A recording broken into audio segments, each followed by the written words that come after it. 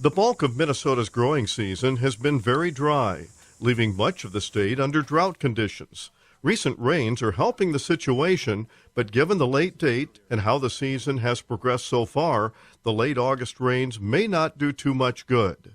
Tom Hoverstad is with the University of Minnesota Southern Research and Outreach Center in Waseca.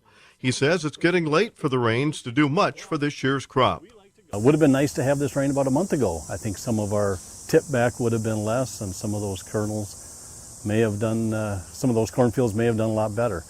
Soybeans could help fill some of those later pods. They're still growing. Soybeans still grow right up till they start losing their leaves, so they're continuing to grow. I think there'll be a little bit of benefit there.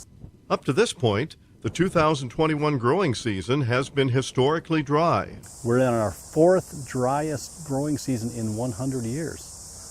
Only the noteworthy drought years of 1976, 1988, we hear a lot about those, and the Dust Bowl year of 1934 have been drier up to this point.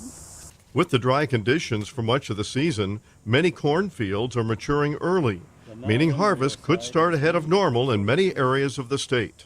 I think we'll be skewed a little bit earlier, especially with corn. Corn is heat sensitive, and once we get enough heat, corn finishes off. So you may see some people taking some corn before some of their soybeans this year. That depends on how they market their crop and where they need to deliver and how dry it is.